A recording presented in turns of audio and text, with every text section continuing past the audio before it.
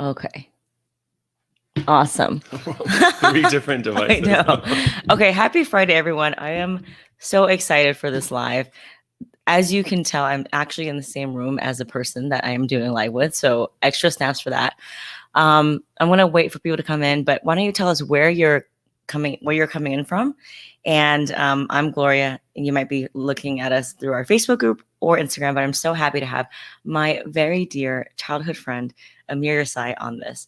Hi. Now, hi. Now, some of you might have gotten the email from me, and I said some very interesting things in the email. I said, this live is for you if you've ever been told you do not belong, if you've ever been told that you are not worthy.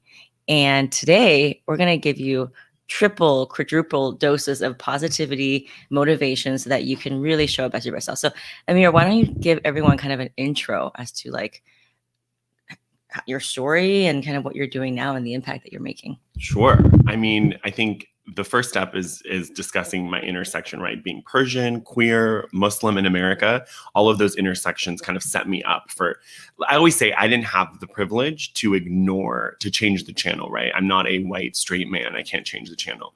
So I had to kind of engage. And once I stepped foot into it, then my business got better, my social media got better, everything kind of set into place because I knew my brand, right? My brand is creating a safe space through education and humor. That's always been everything I've been trying to do. And I do it flawlessly. So, I mean, now the Amir that you see now is so confident, is so positive, is so funny. But even just a few years ago, you did not live life this way. And why don't you tell us about the kind of your story of really stepping out into the light? And, I think for a lot of people, they know like, they can understand that in order to make an impact, you have to show up. You have to be on video, right? But maybe they don't really understand the importance of seeing someone like you on screen. So tell me a little bit more about that. Absolutely. I mean, I think when you're in a closet as a queer person, you feel kind of limited, silenced. I think for me, I just stepped into it. I was like, you know what? I am who I am, and I'm going to step right into it. And it's not easy. And a lot of people think, oh, you're so confident. You wear a wig and a dress, and you just like are yourself. I work at it. Confidence is a job. It's a daily thing. You have to affirm yourself. If you're not in the mood, you have to show up. Yeah. It doesn't really matter. Like if I have an interview or I have to do a TikTok or Instagram thing that I've been paid for, it doesn't matter if I'm in a bad mood. So I think that, yeah, that's kind of really what at the crux of it is that once I stepped into who I was, which is kind of an abstract concept because a lot of people are, oh, I don't know who I am. I get it. Every day I struggle with insecurities, confidence issues, but I push through it for the greater good because I know that I take up space in a really amazing way. And I wish that when I was stuck in a closet, when I was young, that I had someone that looked like me to look up to. So that kind of keeps me going, but it's not easy. So, what you're doing is a little bit more high stakes, quote unquote, because you're on TV, you're like completely, going off the cuff on all these different things. I'm teaching founders to just show up and pitch to journalists, but there's still a kind of a mental roadblock they have to uncover in order to actually pitch. Right. And so I always tell people like, it's just a journalist. It's really not that bad, but you have gotten a lot more, I don't want to say like hate, but like even vilified. So why don't you tell people about kind of the daily struggles and I think the hate mail that you've gotten, just so people understand like the realities of like the mental toughness. Yeah, there's a lot of that. I mean, but I think that even if you're an entrepreneur, you're going to get a lot of hate, maybe from your family and friends who are like, you're never going to make it. What a waste of time. You quit your corporate job to follow your dreams. Like, what a waste of time. So I think you get it on both sides. And also like what you brought up about starting your business and pitching, it also requires minimizing your ego. A lot of people come from really big jobs and like, I worked at Facebook. I'm not going to pitch myself. I have no ego. I have a separate email. I pitch myself. I literally pitch myself to an article, like to get an article written about me yesterday. I have no ego. So check your ego at the door if you want to make it in any industry. I'm in entertainment, so there are a lot of people with big egos, but I believe that checking your ego is like half the battle. It's so funny you say the word ego. I think a lot of people think it actually takes a lot of ego to be like pitching yourself, but I think it's actually the opposite. It is. It's almost like you want to control the entire story until what the editor publishes. So you're not even giving them a chance. You're saying, I'm going to just stop right here and not even pitch myself. But it's like, you don't have control over what happens after you press send. You just got to press send. So why don't you tell people a little bit about, because you've been a publicist, an actual publicist, about kind of like how you've pitched and how PR and getting featured, like not just social media, but like where have you been featured and how that's really helped you start conversations that's moved forward your career and your impact? Absolutely. Before I answer that, I just want to answer the hate stuff because I think that's really important as well. Like I get a lot of hate messages, but with hate, if you're doing something status quo and mediocre, you're not going to get hate. So for me, I was like, okay, if I'm doing something that's changing minds, disrupting, I hate that word, but disrupting, you're going to get hate. So I think that if you're doing something cool, people are going to hate on it. So that's just like for people who are getting those hate messages. And if your dreams are so small that people don't laugh when you tell them, then it's not big enough. When I tell people I want to be a late night talk show host, they laugh. They're like, really? You are. You? It's 100% going to happen. But I'm manifesting it. And everything that I've done and said, I've actually accomplished. So I think it's really important to sometimes just say it out loud because I'm all about the storyboarding and all that bullshit. I don't do that. I don't do vision boards. Just say it. Like, you don't need to type it, put it out there. Just say it and like move forward with it, you know? But your question about, again, being a publicist, even when I had clients, I worked with Michael B. Jordan, Gwen Stefani. I've worked with lots of brands. I love Gwen Stefani. I know she's great. I've done LA Fashion Week. I've done all of this stuff. So all of it, what I learned from all of those pitching, and it has helped my own career, is I don't ask for permission. I don't go, can I be featured? Am I okay to be? No. Yeah. You're featuring me. You're going to feature me. Thank you, E! News, Cosmopolitan, Just Jared, BuzzFeed. I've been featured in all of these publications because I didn't ask. I told them. You covering the story of a queer Muslim in America is interesting and different, and you're going to be ahead of the trend. Right now, when I started talking about being a queer Muslim, everyone's like, what the hell is that? Now there's American Gods, Love Victor, queer Muslim characters left and right. Wow. So clearly I was on the right track. So yeah. You know, and you got to trust your instincts. I think that's really important. If you trust your instincts and your intuition, you're going to get really far. And a lot of times that also factors into partners. If your business partner and you are not clicking, I've done a podcast with someone, it wasn't clicking. I was like, I'm walking away. And a lot of times it's easy to say, oh, I'll walk away when there's no money involved. But walk away when there's 10 grand on the table, 100 grand on the table. Have values that you will walk away from money. That's where, like, that's when you can put your money where your mouth is. Yeah, there's something that's more valuable than money is when you can actually turn down money. Yes. And I had a friend who our friend Divya, she turned down a $250,000 job from Facebook because she knew that she was put on earth to do healing work and not to sell ad space. She literally said, Gloria, I'm 35. I've been in tech for 10 years. I cannot waste another year of my life selling ads. And look, other people can do it. They have families, that's fine. But it's just knowing like, it's so much more than just money. And it's not just like you pay someone to run an ad because that's not going to build trust. It's not going to build credibility. And how else do you think, like, because you're an influencer and you get paid. So even you know the difference between like the organic free press and then like paying an influencer one grand to post a picture. How do you think those are different? And why is it so important to do that organic earned press?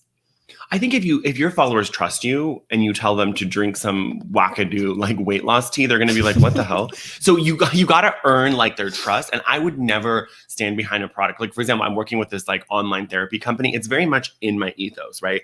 Self-help, like minimizing shame. I'm all about it. So it fits. So when I do a paid partnership with them, my followers are not going to be like, oh, he's sold out, because I'm not like, it's in line. So stay in line with what you're doing. And I want to talk about whatever issue. If I want to talk about BLM, queer issues, I don't want a brand. I've worked with brands that are like, oh, we don't like when you talk about this. Well, then you're not my brand that I'm going to work with. So basically the chances of like having it fit an influencer is probably like even more narrow. But in terms of effectiveness, right? Because social media is really not like searchable. Like people cannot search for your post on Instagram. Right. And so from a customer acquisition point of view, tell me, back to my question is, why is that earned press, like you getting on BuzzFeed, you getting on just like, why is that better than just you being on TikTok? Because you do both.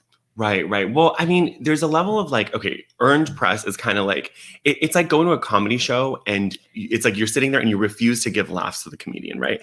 Earned press is like, you're finally like giving laughs to the comedian. You're like, okay, the press is like finally seeing you. And it's kind of like a snowstorm. Like when I was featured in Shade Room, then it was like TMZ, then it was it's like, it kind of just like snowballs from there. So that I never asked for. But again, when you pitch yourself, the story is a little bit more like skewed and you can control the narrative a little bit more. When you're pitching yourself, you're like, here's the information. But when you're like when TMZ write that you can't fact check it, you know? Like, what are you going to do? Well, I don't think these people are on TMZ, but right, but I'm just saying, like, even if you were, let's say, in Wired magazine or whatever, and they do an article about you, they might not sometimes reach out because you're not big enough. They're not going to reach out and do a personal interview. So there's times where I've seen articles and it's like, okay, that's cool, but you like spelled my name wrong, or you tagged my Instagram incorrectly, or you told my story incorrectly. But it's like, oh, well, it's already out there. So what are you going to do? Yeah. I mean, in terms of business press, I think that happens a little bit less. But I think for the small businesses in this community who are watching, what do you have to say to them to be like, you know, a lot of them are like, I'm not at the point where I can press send and pitch to a fast company. Right. Or like, what do you have for them to get them over the edge a little bit and just press that damn send button? That send button is tough. I mean, listen, I've pitched hundreds and hundreds of publications being a publicist. It's not easy. It doesn't get easy. But listen, if it was easy, then everyone would do it. Everybody would be an influencer. Everybody would start their own business. Nobody would work for anybody. I mean, it's like, listen, if you want to sit around, and when I teach my masterclass, my students will always say, oh, it's so hard. And, you know, I'm breastfeeding a kid. We'll wake up at 4 a.m. I have zero sympathy for the hard journey because it's hard for everyone. And if you want the nice house and the nice success and you want to be on the cover of a magazine, you better do the work. And as Brittany says, if you want a Maserati, work, bitch. Oh, and listen, that line continues to be applicable in my life because if you want all those things, you can sit around and like vie for it. And I used to do that. Oh, I wish I was verified. I wish I had this. I wish I had more followers on TikTok. Well, do the work and it'll arrive, you know? And also getting press will help you get verified. Sure. And that is kind of one of the things that they ask you. You do. And so like, I'm a little bit different from you because you're kind of that like traditional publicist and I kind of DIY it and I teach people because I've never had the contacts. Right. So it's a completely different mindset. But I think the one thing that we both have in common is we know that in order for you to make an impact, you have to be seen, period. Yes. So if you are at the point where you're not comfortable getting on video, that's the reason why, you know, your pitching is not working for you because you're not in that mental state to actually believe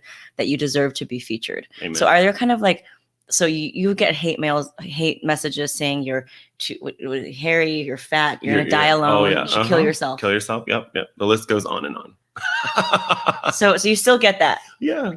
So how do you? I get it more now, actually. After I got verified, I get it more. So how do you deal with that? Because I imagine when you're just starting in your career, it's so soul crushing.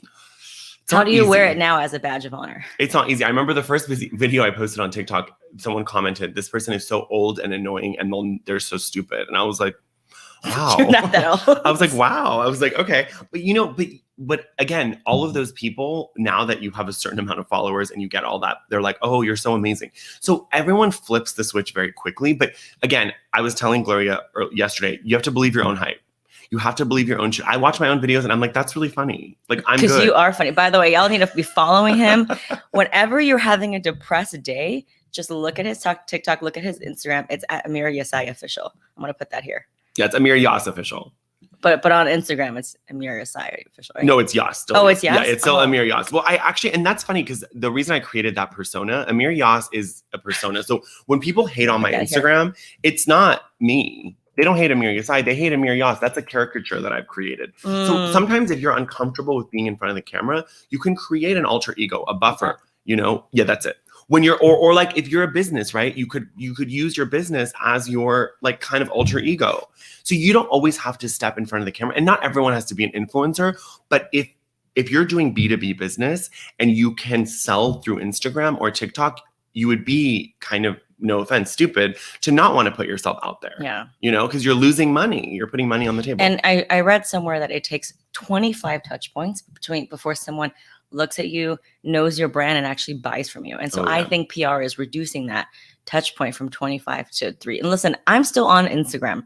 I still do social media. Right. I'm paying someone to do my social media, but I understand that the ROI on posting on Instagram is like 10 times less effective than me being on a podcast and me. So that is why, like, although it's important, it's not really a long-term strategy that's searchable. Right. So tell us a little bit about your pitching method, because obviously I have my own CPR pitching method, which stands for credibility, point of view, and relevance. And it always has to tie to some kind of seasonal angle. What you do is a little bit different, but in terms of like how you pitch, what are the common threads? Talk to me about like how specific the pitch must be, like follow up, just kind of tactical tips. Okay, great. Yeah, follow up is really important. But you know what's funny is that with Instagram, okay, when I started posting on Instagram and TikTok, that was when Heather McDonald, Jenny McCarthy, they saw me and brought me on their podcast. So that actually, like, I use social media because I was like, nobody's finding me. So how can I get them to find me? So I used it to my benefit. But again, the follow-up is so important because I follow up like maybe to an obnoxious point because these are not my friends. I don't care. You hate me, then whatever. But I follow up to an obnoxious point because a lot of times they forget. Like, I remember I reached out to like one of the housewives and her publicist was like, oh, our emails got lost. Like we had so many emails. Sorry, I'm happy you followed up. So it can be annoying. You have to be obnoxious almost to get through it. Listen, they're not my friends, so I don't really care. I'm like, I'm sorry that I'm spamming you. Like some people will get offended. They're like, oh, I got a lot of emails from you. Well, sorry that I'm really on it. Like, that's not sorry my problem. that you believe in your hype and the impact. So it's fine. And then, but also back to what you were saying about pitching. So I know my brand, right? So my brand is being a queer Muslim in America, talking about queer issues and minimizing shame through education and humor. So everything I pitch goes back to that. And I try to find stories like Vice, BuzzFeed, these kind of places want to cover these stories, right? So don't go and like, I don't go and pitch to like Entrepreneur Magazine. I'm like, they're not interested. You know, I could, but I'm just saying you have to really know your market. And I also know it. I know every single one of my followers. I know that I have 79% female. I understand that like I don't have a lot of gay followers actually. So it's a lot of just straight women who are following me. So I really need to understand my demographics. You really need to know when to post. Like all of this stuff is like, you should know your own business, right? But in terms of pitching, you're still talking about social media. Yeah, and so I'm saying understanding that it designs the pitch. So I'm saying if you know your business through and through, it will really like color your pitch correctly. That's what I meant. Like, because for me, it's social media. I don't have a business, but my pitch always goes back to my business. So if you don't know your business, that's a problem. Number one. Number two, I call it the log line of your business. A 1-sentence thing, like what I said, right? Minimizing shame through education and humor. Boom. By the way, anyone that's watching, please put your 1 sentence in the chat and Amir will look at it and then we'll give you feedback. But, you know, it's so funny because, you know, as you know, I have this PR starter pack that's worked really well. And then people have the one-on-one pitch writing session. And what they don't understand is that when we're actually writing their pitch, we're actually fleshing out their entire messaging for their business. And they actually leave being like, oh my God, I do so much more than sell soap, or I do so much more than like, you know, and you're so much more than just like someone's dancing on No, that's not what I'm doing. I'm showing you a different, and Apple doesn't sell phones. Microsoft doesn't sell computers. They sell innovation. They sell future thinking. Like, so remember when you go into Zara, you're not there because they're selling jeans. You're there because they're selling a lifestyle. Oh, if I wear these jeans, I'm all of a sudden European. Like for a lot of people, that thinking is really important. And for me, you come on there to see me dance and you laugh at me, right? But then all of a sudden you're like, wait, I learned what white privilege is. I learned what white supremacy is. I learned that like being bisexual, you cannot erase that. Like they'll leave learning things, and whether or not they want to, I don't really care. I'm still going to teach you. Yeah, exactly. I have a captive audience. And there are people like, stop being a teacher, stop preaching. Yeah, so about the teaching, a lot of the people who are watching, and in my community, I have over 1,400 people in there.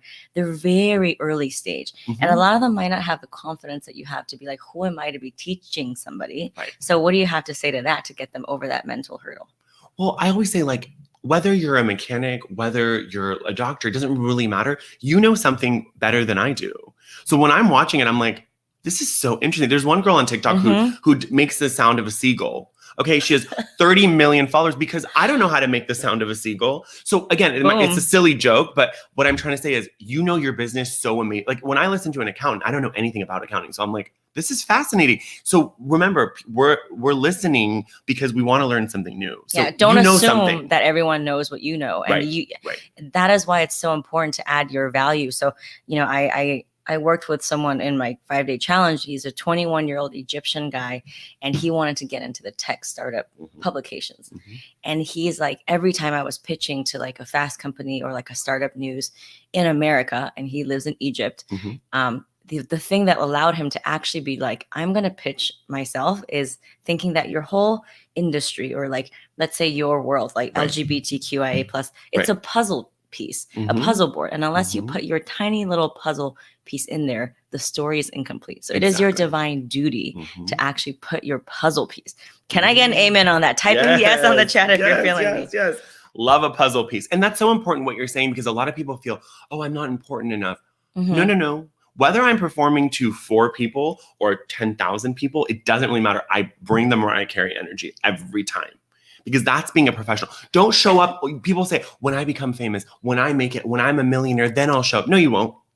No, you won't. You have to act like that now. You got to act like that now. You're not going to show up when that happens. And also, there are exceptions to this rule, but I believe if you don't show up like that all the time, you're not going to become a millionaire. You're not. You're just not. That is what I say in my every masterclass. I say, are you going to act from the future self or still arguing for your limitations? Mm-hmm. And I teach the same method to $3 million funded startups and someone who's making bracelets in their garage. Exactly. And they get the different results, not Mm-hmm. because of where they are in their business, but what they believe about themselves. Amen. So let's talk about all the different press features that you've been on. Yes. And how that's opened door for you. So like you said, just Jared, Mm-hmm. Hollywood, like how many have you been on? Yeah. List them. I mean, the list is great. So it's Just Jared, BuzzFeed. BuzzFeed was really big for my TikTok because once they featured it, it really helped because I had a whole feature article about my So PR is the only thing that kind of loops through everything. Right. Yes. And then I think international press helped a lot. So I was covered like the Shade Room, and then that video hit like 1 million or 2 million. And then so then I was on Snapchat, and I think just being on different platforms really helped. Mm-hmm. I mean, I think Just Jared was really big. I think being on Heather McDonald's podcast, Juicy Scoop, was huge because I'm one of Give me the Juicy Scoop. Juicy Scoop, honey. I was one of she only interviews like Bravo people. So the fact that she wanted me was huge. So. Okay. So we all believe in the power of manifestation. You told me about this goal that you had about getting people on your podcast. Why don't you just say it out loud into the universe? Because I believe it's going to happen. So what is your goal for your podcast? So the season finale, I'm trying to get the cast of Queer Eye. So we've had 100 emails probably with the publicist. It's going to happen, but listen, going to we're happen. Manifesting it. We're going to make it happen. And also remember your wins. Like when I reached out to Heather 6 months before I was on her podcast, she didn't even respond. Yeah. And I have that email, and then she reached out to me. So remember, after you got featured, yeah. So they come to you, and it's you're gonna laugh because I know some people are like, oh, this guy's full of bullshit, manifesting, what the hell? But really, I have all those rejection emails. People saying, oh, you're not famous enough. You're never going to be verified. Well, bitch, I am. You are verified. People are recognizing me, honey. I was on a dating app. The guy was like, I already follow you. I was like, okay. And you started from zero. Yeah. Just like everybody. Everybody else starts it. Even someone who has 14 million followers has started at zero. So I tell all my students, and I tell everyone here, your business, you start at zero.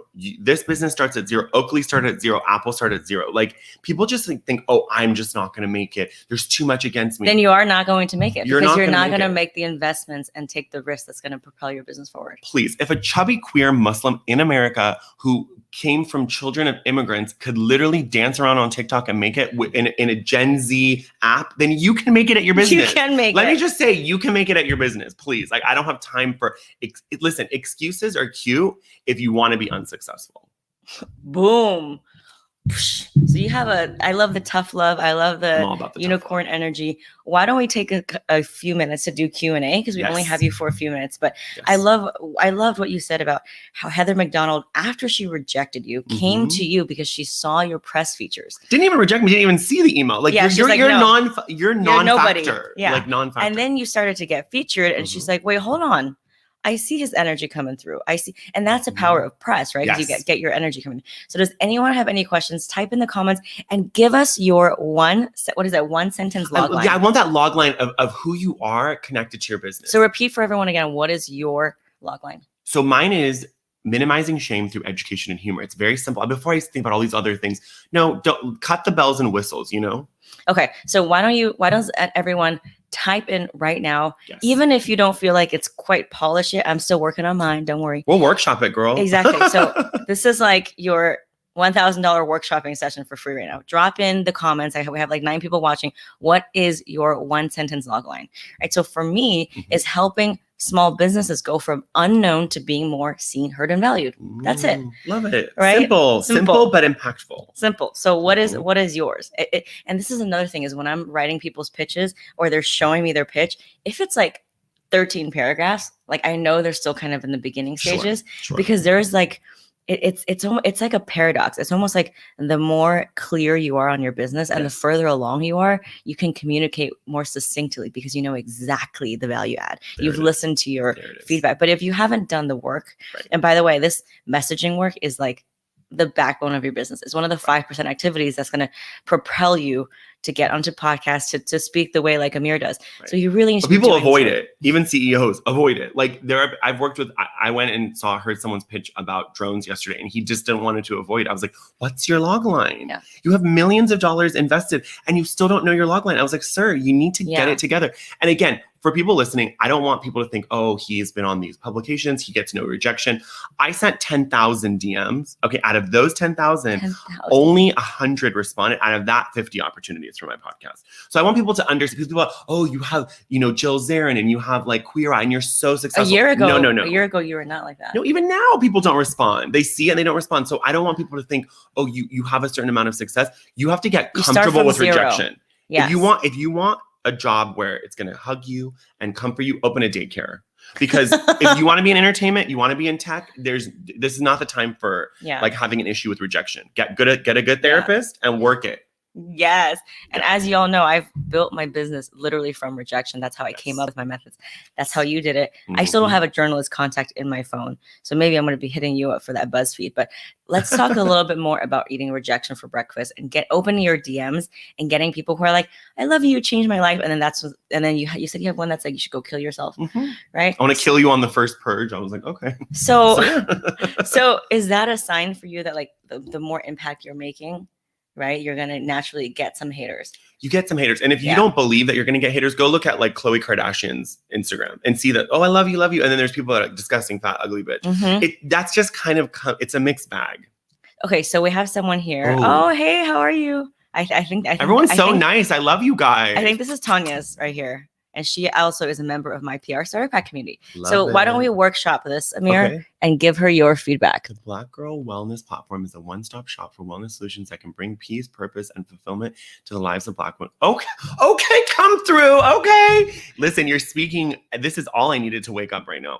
Okay, the Black Girl Wellness Platform is a one-stop shop for wellness solutions. Okay, so we already know it's wellness, so let's cut wellness solutions. So we're going to say it's a one-stop shop for solutions that can bring peace, purpose, and fulfillment. So fulfillment and peace, too similar. So what we're going to do is we're going to keep it the two P's, right? That can bring peace and purpose to the lives of women of color, cut Black women.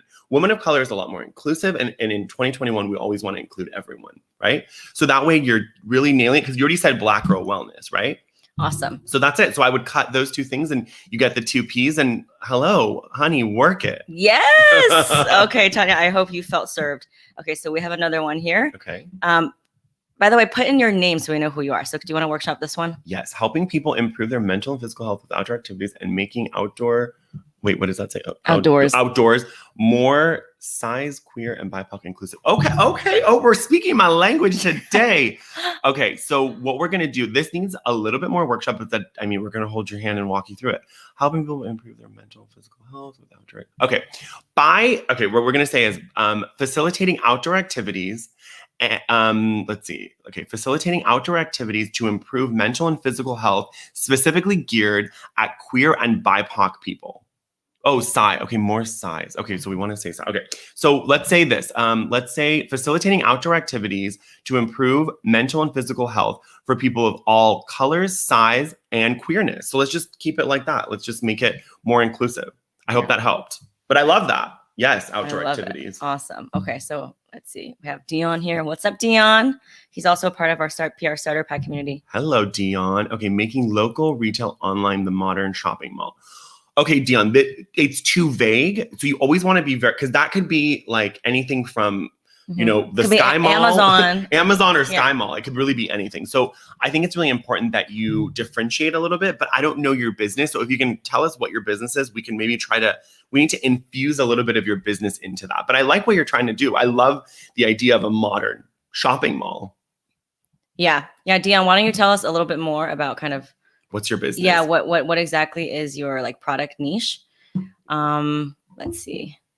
Oh, Tanya says thank you. We love you, Tanya. Yeah, Tanya. Love that business. Don't forget to follow Amir. That was fire. Yeah. So Dion, why don't you tell us a little bit more about, so let's just give an example. Like how do you make this a little bit more specific? So, here it is. He said his business? Is that somebody else's?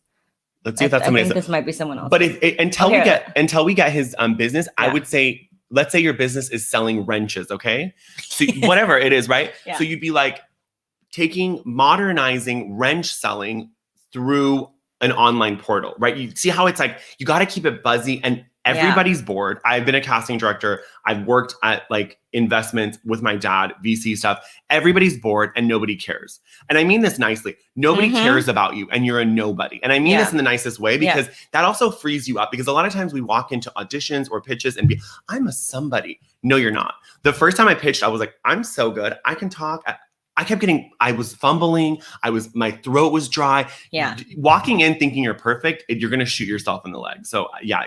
This kind of work, by the way, that we do is, like I said, the backbone of your business. If you can get clear on your messaging and your pitch, that is going to help you transform the way you think about your business. And start talking to people in the elevator. So become comfortable with the awkwardness of an elevator, because you need to go into an elevator, go to the 10th floor and do your pitch alone in the elevator. That's what I used to do. You have to be able to get your business out in 1 minute. Exactly. If you need, I want to talk to you for an hour. You think Steve Jobs, God bless him, but any CEO is going to talk. I remember the first time I met the CEO of Harman Kardon, I started rambling and he was like, I don't have time for this. Exactly. That is another sign that you have not done the work, which is getting your pitch fully fleshed out. And your ego's still there. You know? Exactly. Take yourself away from the ego. Yes. Don't care about what the other person's going to say. Focus on your message. If you're more focused about the other person, you're going to overstuff your pitch. You're going to fumble. Right? Yes. It's all about perspective. Okay, Tamisha, girl, we're taking this on the road, me and you, honey. Yes. Okay, so Tamisha's here. She's so good. She comes to every Friday Live. We love Tamisha Campbell. Okay, so let's workshop her statement. Okay, Tamisha, helping busy people who want to eat healthy, find happiness in their journey without spending hours meal prep. Oh, I freaking hate meal prepping. Okay. Meal prepping, counting calories, or preparing complicated recipes. Okay. So the most exciting part about your business is getting lost in the last couple of sentences. So we want to move those exciting things to the front, right? So what we're going to do is, okay, let's see. Spending hours, calorie counting. Here. Okay. Let me helping busy people. Okay. Helping busy people who want to eat healthy, find happiness in their journey without spending hours meal prepping. Okay. So, okay. Trying to think about a fun way to do this. Meal prepping, counting calories, or preparing complicated recipes. Okay. Something along the lines of, simplifying meal prepping, forget calorie counting, and preparing complicated recipes to help you eat healthy and find happiness. That's what I would do. So move those 3 concepts to the front. And then remember, you want people to leave the last sentence being like happiness. You want to leave them not having, because the disgusting thing, right, is the complicated recipes. So you're leaving us with, complicated recipes. You want to end with something. End with the happiness, right? Mine is you end with humor. So you always remember, when you come to my page, you're going to laugh. Yep. Yeah. You might be talking about something very, very depressing, but they leave with a good taste. But I'll go like, you make a fun face and then you'll laugh. You know, it's like whatever it is. Okay, so what about Michelle's? Let's do Michelle. Tamisha, I hope that helped. This one. And all of you guys can DM me if you need more help. Yes, at Amir Yassai official. And he's going to be in the comments. And I respond. So, yeah. Okay. So, do me. Okay. Oh, OMG, do me. Okay, girl, on a Friday, do me. Okay. Navigating everyday life emotions with dance, sweat, and meditation. Girl, you nailed it. I don't have any feedback. Navigating everyday life emotions with dance, sweat, and meditation. I left being like, okay, I know what she's trying to do. Michelle, honey, you better have yourself a good weekend. Wow, so Michelle got flying stars. She did. Go, Michelle. Okay, I think Dion said we are a local search-enabled multi-vendor marketplace. Okay, we're looking at you can search for products in the local community. Oh, okay, interesting. Got it. Okay, so what I would say is bringing products to a busy audience and creating a modern shopping mall. Mm-hmm. So look at it. So you're busy people. The minute I read it, I'm like, I'm busy. Bring me the products. So essentially, you're functioning as a quasi Amazon. So I would feed into that. What is the pain point that you're solving? Right, you're basically listing what you are, but what is the benefit to the end consumer? Well, what you're doing is the busy people are getting the products. I don't know exactly what you're selling still. So again, Dion, you need to be more specific, right? What you're saying sounds good, but like, again, we need to be as specific as possible, right? So for me, this guy's going to minimize shame. We know he's a queer Muslim. Minimize shame, education, and humor. 3 really big concepts, like what Michelle did, right? Sweat, meditation. I still hear it. Movement. I still like her thing is, so you want people to walk around, walk in their dog a couple hours later going, oh, education and humor. Okay. I need that. You need people, you need to stay with people, especially because the minute someone picks up their phone, they don't even remember their own name. And that is why in the press releases, when I do press releases, the first headline has to be Yeah. You're the first or only to do something. Publicists don't scroll. I've never scrolled an email. Exactly. I'm like, oh, okay, cool. And then I'll scroll. But if I see someone that goes right away, they're asking for an ask, I'm like, this person's wasting my time. Thank you. And that is why I have a subject line training, and I'm very strategic with how we do the first line. So you need to serve other people before you ask them to serve you. Boom. So Dion, I think your pitch is good, but it's not communicating the benefits or the problem that you're solving. And I think you're really solving a really interesting thing, and it's so much more than what you do, right? So think about that. So, okay, Marnie's up next. Okay, maternity subscription box. Oh, I love a subscription box. Yes. Okay, serving both the woman you are and the mom you're becoming. Yes! Yes! You nailed it. I instantly know what it is. I'm like, oh, it's Fit Fab Fun, but for busy moms. Done. Wow. That's great. So Marnie and Michelle so far, like, honey. Well, okay, so Michelle has another one now. Alternative mindfulness, dance, fitness class. Okay, you girl, you're everything. Sweat and meditation, navigate everyday life emotions. Okay, see, then you did too much. Yeah, too much. So this would be okay. So when you do the reason you do a log line, right? You're at a busy restaurant. You see someone that you respect, a mentor or something. You go up to them. Okay, this is my business. And then if they're like, oh, I'm interested, then you say the next thing. Yeah. When I go up to someone, I'm like, okay, I'm minimizing shame, and it's like a reporter and education humor. They're like, ooh, tell me more. If they're like not interested, you don't then go and tell them all of this. You only tell them this once they're interested. When they're interested, I'm like, I'm a queer Muslim. I use TikTok and Instagram strategically. Then I can have a longer conversation. It's very punchy because it says what you are, and it really is kind of a jarring statement because people see that as a paradox. It's online dating. Like when you message someone, you don't go, I'm a Gemini and I don't like to wake up in the morning and I don't want, like, you don't want to scare them. You don't want to vomit everything. Yeah, don't word vomit. Yeah, exactly. Okay, so what about this one? I don't know who this person is, but this one. Okay, I'm an artist and designer that makes wearable accessories that transform basic wardrobes into a work of art. Okay, so every artist thinks that, right? So, and I mean this in the nicest way. Everyone thinks that what they're doing is going to transform. So already I'm like, we need to make it more specific, right? Because anyone can say what I'm creating is going to transform the industry, right? So we want to be more intentional. What are the accessories, right? Because accessories could be from a wallet to a belt, like and everything in between, hats. It could be anything. So I don't really know what you're creating. And then what kind of basic wardrobe? Because to someone wearing all black is basic, but in France it's stylish. So you have to really be intentional with, and then also why would a wardrobe that you're wearing, let's say to lunch, become a work of art? So why do you need that to become a work of art? Right. Who is this one? Is that Mel? I don't see you here. All right. Does anyone else? We have probably 1 minute left. This is probably one of our longest, but we're just having so much fun. I'm just going with it. Does anyone else want to be served and have their business audited with the one sentence? We have Amir's also going with his Instagram and serving all the audiences. Okay. So. Okay, so let's see. Is there anyone else?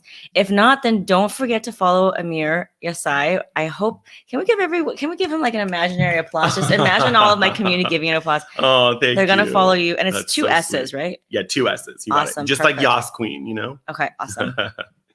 Okay, so people are loving this. Oh, we love you guys. So as you said, we talked about fear. We talked about not letting your ego stop you from pressing send, because that's actually a very egotistical thing to control what the other person's saying. You can't control what they're going to do. Exactly. And also you might glow. This is one last thing before we go. You might not be of the moment for them, but you don't know in a year, you might be the perfect person for an article. Yes. So don't burn the bridge. Like there's a lot of no's that I've gotten and then it's become a yes in a year. Yes. And I teach that as well in my masterclass. Literally like 6 months later, they're like, we need a story. And then there she was on the front page of The Guardian, 83 million views.